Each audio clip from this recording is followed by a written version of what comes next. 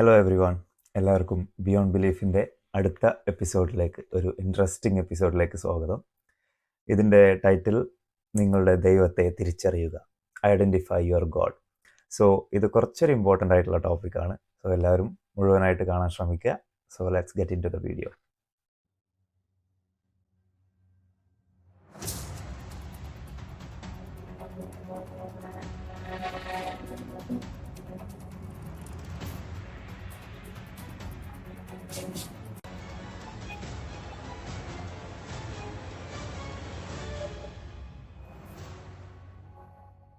നമ്മുടെ നാട്ടിൽ ഇന്ന് ഒരുപാട് വിശ്വാസങ്ങളുണ്ട്.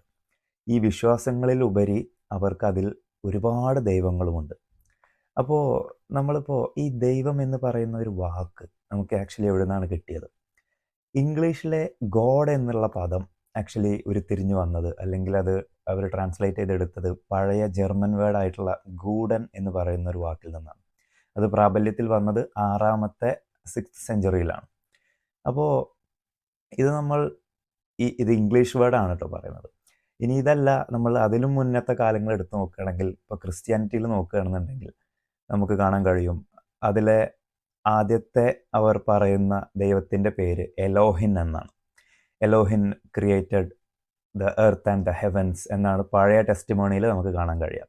ഇപ്പോൾ പുതിയ ടെസ്റ്റിമോണിയിൽ നമുക്ക് യാഹ്വേ, അല്ലെങ്കിൽ ഇപ്പോൾ പലരും വിശ്വസിക്കുന്നത് യേശുവാണ് അവരുടെ ദൈവം എന്ന് വിശ്വസിക്കുന്നവരുണ്ട്.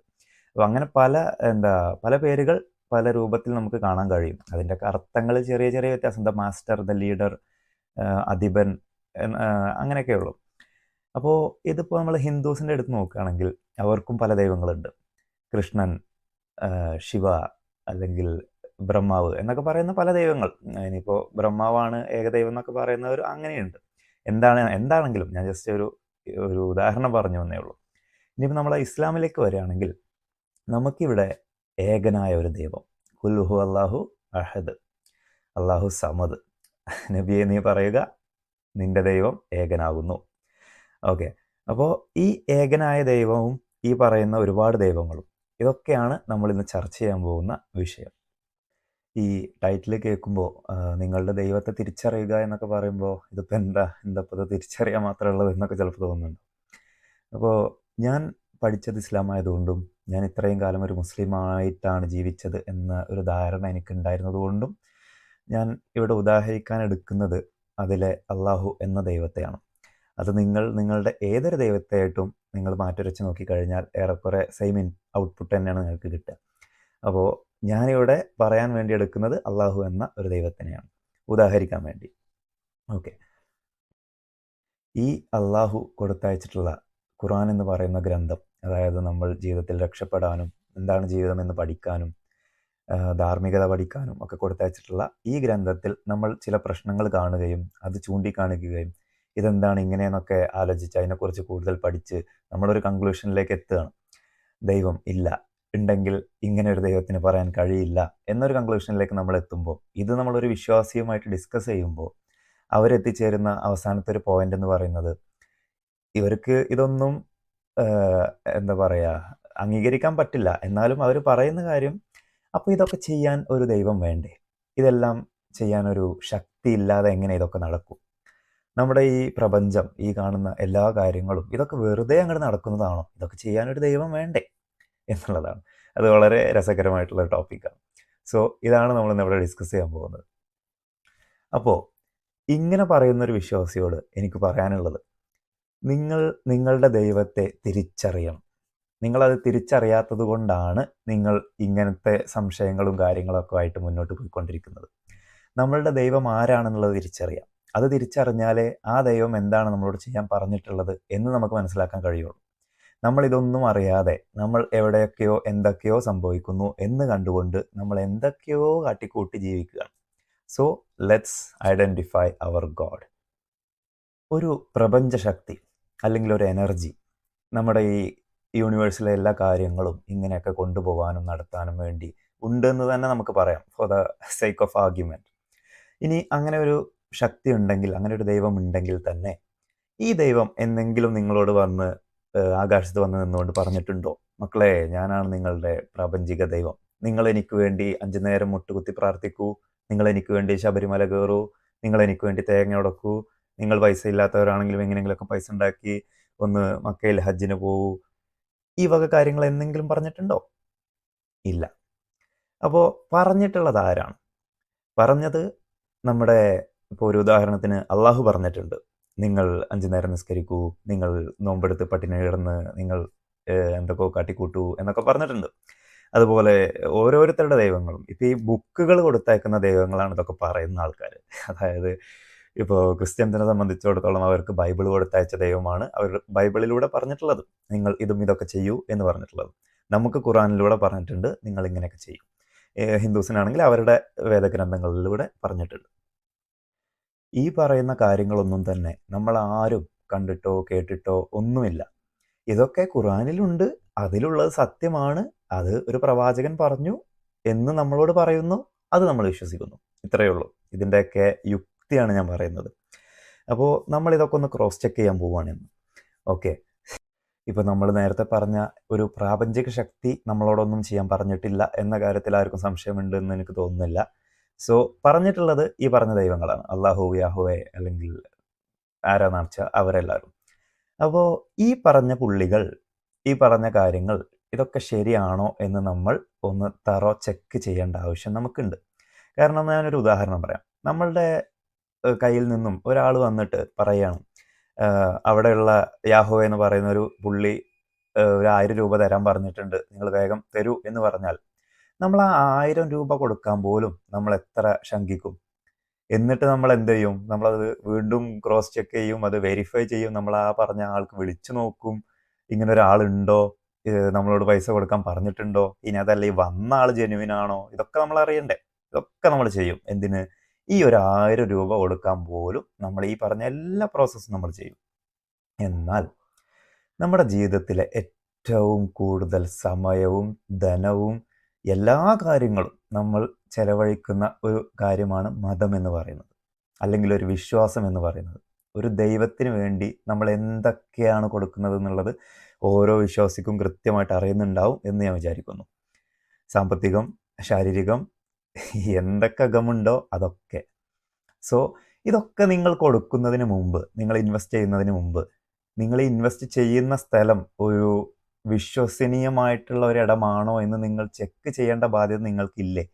അത് നിങ്ങൾ ചെക്ക് ചെയ്യുന്നില്ല, എൻ്റെ 1000 രൂപ പോയിക്കോട്ടെ, ഞാൻ ജീവിതകാലം മുഴുവൻ ഞാൻ ഡെയിലി 1000 രൂപ കൊടുത്തുകൊണ്ടിരിക്കും, അല്ലെങ്കിൽ എൻ്റെ ശരീരത്തിൽ ആരോഗ്യം ഞാൻ നശിപ്പിച്ചു കൊണ്ടിരിക്കും, മാത്രമല്ല ഞാൻ ദൈവം പറഞ്ഞതുകൊണ്ട് ഞാൻ പബ്ലിക്കിൽ ഇറങ്ങിക്കൊണ്ട് ബാക്കിയുള്ളവരെ തെറി വിളിക്കും, ബാക്കിയുള്ളവരൊന്നും എൻ്റെ പ്രശ്നമല്ല, ദൈവം എന്നോട് പറഞ്ഞു അതുകൊണ്ട് ഞാൻ ചെയ്യുന്നു എന്നതാണോ നിങ്ങൾ ചിന്തിക്കുന്നത്? അങ്ങനെയാണെങ്കിൽ you are on the wrong track. So നമുക്കൊന്ന് വിശകലനം ചെയ്യാം. ഒരു ദൈവം എന്ന് നമ്മൾ പറയുമ്പോൾ ആ ദൈവത്തിന് ഒരുപാട് ക്വാളിറ്റീസ് ഉണ്ട്.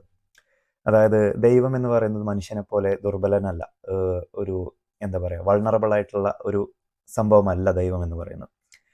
ദൈവത്തിന് ഒരുപാട് ആട്രിബ്യൂട്ട്സ് ഉണ്ട്. അതിലെ ഒരു 3 ക്വാളിറ്റീസ് മാത്രം ഞാനൊന്ന് വിശകലനം ചെയ്യാൻ വേണ്ടിയിട്ട് എടുക്കുകയാണ്. സോ അതിൽ ഒന്നാമത്തത് സർവശക്തൻ എന്നുള്ളതാണ്. എല്ലാ കാര്യങ്ങളും ചെയ്യാൻ കഴിവുള്ള, ആരെയും ആശ്രയിക്കേണ്ടതാത്ത, എല്ലാത്തിനും കഴിവുള്ള ദൈവം. ഓക്കെ, ഇപ്പോൾ നമ്മുടെ ഇസ്ലാമിൽ പറയുകയാണെങ്കിൽ ഖുൻ എന്ന് പറഞ്ഞാൽ അവിടെ കാര്യങ്ങളെല്ലാം നടക്കുന്ന പറയുന്നത് അള്ളാഹുവിന്. ഓക്കെ, അത് ഒരു ക്വാളിറ്റി. രണ്ടാമത്തെ ഒരു ക്വാളിറ്റി സർവജ്ഞാനി, എല്ലാ കാര്യങ്ങളെക്കുറിച്ചും അറിവുള്ളവനാവണം ഒരു ദൈവം എന്ന് പറയുന്നത്. ഇനി മൂന്നാമത്തെ ക്വാളിറ്റി പരമകാരുണ്യവാനാവണം. അതായത് കാരുണ്യം എന്ന് പറയുന്നത് ഒരു ദൈവത്തിൻ്റെ ഏറ്റവും വലിയൊരു ആട്രിബ്യൂട്ടാണ്. സോ ഈ 3 ക്വാളിറ്റി എടുത്തുകൊണ്ട് നമ്മൾ ജസ്റ്റ് ഒന്ന് ചെക്ക് ചെയ്യാൻ പോവുകയാണ്, നമ്മളുടെ ദൈവത്തിൻ്റെ ക്വാളിറ്റി എന്താണെന്നുള്ളത്. ഈ 3 ക്വാളിറ്റി വെച്ചുകൊണ്ട് തന്നെ നമുക്കൊന്ന് ചെക്ക് ചെയ്യാം. ഇനി പറയുന്ന കാര്യങ്ങളിൽ ഞാൻ കുറച്ച് ഖുർആനായത്തുകൾ കൂടെ ഉദ്ധരിക്കുന്നതായിരിക്കും. സോ മേ ബി നിങ്ങൾക്കത് കുറച്ചൊരു ബോറടി തോന്നാൻ സാധ്യതയുണ്ട്. എന്നാലും ഞാൻ വളരെ ചുരുക്കി ലെങ്തി ആവാത്ത രീതിയിൽ ഞാൻ പറയാൻ ശ്രമിക്കാം. സോ നമ്മളിപ്പോൾ ഈ പറഞ്ഞ ഒംനിപൊട്ടൻസ് ആയിട്ടുള്ള, എല്ലാം ചെയ്യാൻ കഴിവുള്ള, സർവശക്തനായ അള്ളാഹു, ആ ആട്രിബ്യൂട്ട് ഒന്ന് എടുത്തു നോക്കാം നമുക്ക്. ഈ എല്ലാം ചെയ്യാൻ കഴിവുള്ള, ആരുടെയും ആശ്രയം ആവശ്യമില്ലാത്ത അള്ളാഹു നമ്മളോട് എങ്ങനെയാണ് അഭിസംബോധന ചെയ്യുന്നത്? ഖുറാനിലൂടെ എങ്ങനെയാണ് അഭിസംബോധന ചെയ്യാൻ തുടങ്ങിയത്? ജിബ്രീൽ എന്ന് പറയുന്ന ഒരു മലക്കിൻ്റെ സഹായം തേടിക്കൊണ്ട് ഇറാ ഗുഹയിലേക്ക് മുഹമ്മദ് എന്ന് പറയുന്ന ഒരു മനുഷ്യൻ്റെ അടുത്ത് ഈ ആയത്തുകൾ എത്തിക്കുകയാണ്. അത് കഴിഞ്ഞ് ഈ ഖുർആൻ പൂർണ്ണരൂപമാക്കിക്കൊണ്ട്, അല്ലെങ്കിൽ പൂർണ്ണരൂപമാക്കിയിട്ടില്ല അന്ന്, ഈ ആയത്തുകൾ ഈ പറയുന്ന മുഹമ്മദ് ബാക്കിയുള്ള ജനങ്ങളെ അറിയിക്കാൻ വേണ്ടി അവിടെ കിടന്ന് 13 വർഷം കഷ്ടപ്പെടുന്നു. അതിനുശേഷം മറ്റൊടത്ത് ഓടിപ്പോകുന്നു, അങ്ങനെ തിരിച്ചു വരുന്നു, അങ്ങനെ ഓരോ കഥകൾ. എന്തായാലും ഇതൊക്കെ കഴിഞ്ഞ് ഇന്നിപ്പോൾ നമ്മൾ കാണുന്ന ഈ 1400 വർഷം കഴിഞ്ഞിട്ടും ഇന്ന് നമ്മൾ കാണുന്ന ഈ ഉസ്താദുമാരും ഈ അപ്പോളജിസ്റ്റുകളും കിടന്ന് കഷ്ടപ്പെട്ടുകൊണ്ടേയിരിക്കുന്നത് ഈ പറയുന്ന അള്ളാഹുവിൻ്റെ ഇസ്ലാം എന്ന ഒരു മതം നിലനിർത്താൻ വേണ്ടി പെടാപ്പാട് പെട്ടുകൊണ്ടിരിക്കുകയാണ്. ഈ പറയുന്ന ഉസ്താദുമാരില്ല എന്നുണ്ടെങ്കിൽ ഇത് വളരെ കഷ്ടമാവും അള്ളാഹുവിൻ്റെ ഈ ഒരു മതം. നമ്മളിപ്പോൾ ഈ പറഞ്ഞ എല്ലാം ചെയ്യാൻ കഴിവുള്ള സർവശക്തനായ ഒമ്നി പൊട്ടൻ്റ് ആയിട്ടുള്ള അള്ളാഹുവിന് എന്തൊക്കെ സഹായങ്ങളാണ് ഇപ്പോൾ ഇവിടെ വേണ്ടി വന്നിട്ടുള്ളത്. ജിബ്രീൽ എന്ന് പറയുന്ന ഒരു മലക്കിനെ ആശ്രയിക്കേണ്ടി വന്നു. അത് കഴിഞ്ഞ് ഒരു ബുക്കിൻ്റെ ആശ്രയം. അള്ളാഹ്ക്ക് എന്തിനാണ് ഒരു ബുക്കിനെ ആശ്രയിക്കേണ്ട കാര്യം, ഒരു കാര്യം ആളുകളിലേക്ക് എത്തിക്കാൻ. അത് കഴിഞ്ഞ് മുഹമ്മദ് എന്ന് പറയുന്ന ഒരു മനുഷ്യൻ്റെ സഹായം തേടുന്നു. അത് കഴിഞ്ഞ് ഈ പറഞ്ഞ ഉസ്താദുമാരുടെ എല്ലാവരുടെയും സഹായം തേടുന്നു ഇതിനെ നിലനിർത്താൻ വേണ്ടിയിട്ട്. അപ്പോൾ ഇതൊക്കെ നിങ്ങൾ ജസ്റ്റ് ഒന്ന് മനസ്സിൽ വെച്ചോളൂ. നമുക്ക് ഇനി ടോപ്പിക്കിലേക്ക് കടക്കാം. ഇനി ഖുർആൻ ആയത്തിലേക്ക് കടക്കുകയാണ്. അതിൽ 69 38 മുതൽ 40 വരെ. ഓക്കെ. എന്നാൽ നിങ്ങൾ കാണുന്നവയെ കൊണ്ട് ഞാൻ സത്യം ചെയ്ത് പറയുന്നു, നിങ്ങൾ കാണാത്തവയെ കൊണ്ടും.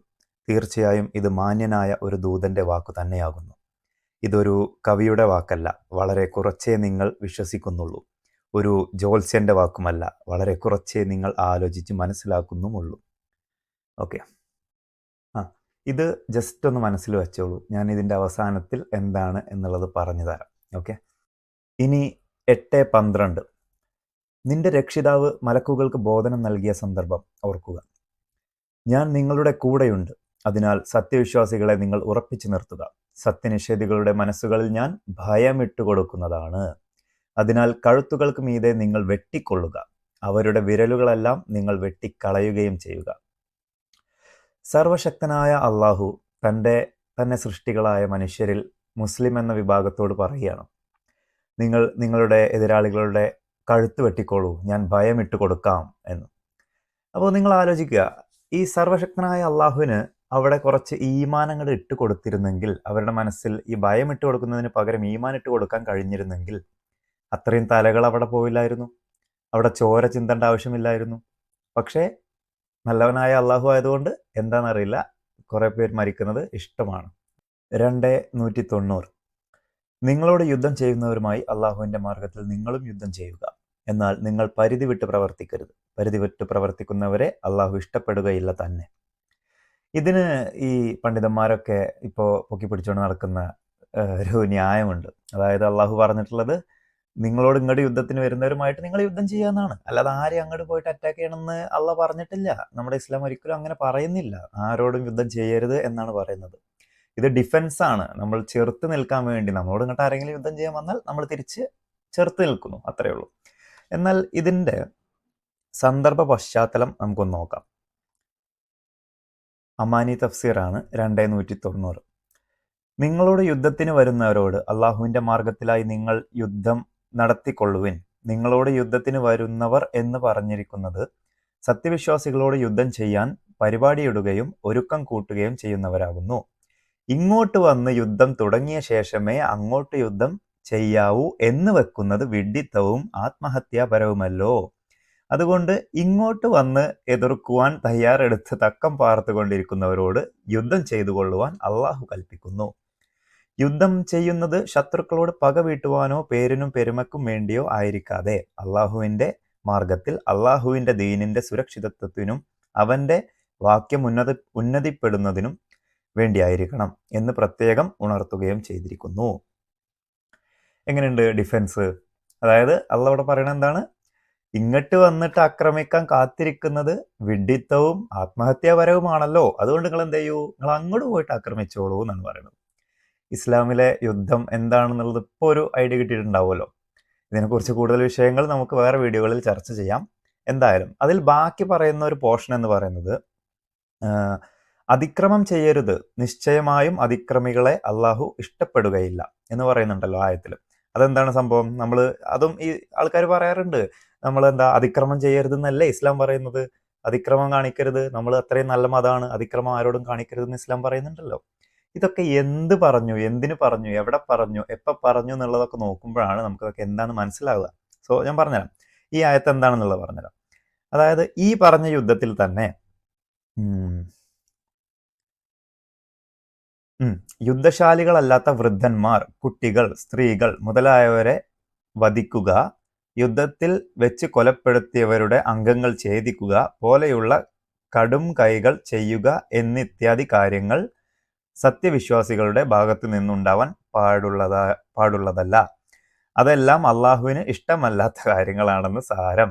ഇത്തരം കാര്യങ്ങൾ പ്രത്യേകം നിരോധിച്ചുകൊണ്ടുള്ള പല ഹദീസുകളിലും കാണാവുന്നതാണ്. ഓക്കെ, അപ്പോൾ ഇവിടെ വൃദ്ധന്മാരും, അതായത് യുദ്ധത്തിന് സജ്ജരല്ലാത്ത ആളുകളുമായിട്ട് നമ്മൾ അവരെ കൊല്ലരുത് എന്നാണ് ഈ പറയുന്നത്. അതല്ലാതെ നമ്മൾ അതിക്രമം കാണിക്കരുത് എന്ന് പറഞ്ഞാൽ നമ്മൾ ആരെയും അങ്ങോട്ട് പോയിട്ടൊന്നും ചെയ്യരുതെന്നല്ല, അങ്ങോട്ട് പോയിട്ട് ചെയ്യണം എന്നാണ് ഇവിടെ അള്ളാഹ് പറയുന്നത് ഇതിൻ്റെ തൊട്ട് മുന്നത്തെ ആയത്തിൽ. അപ്പോൾ ഇതെന്താണെന്നുള്ളത് നിങ്ങൾ ആലോചിക്കുക.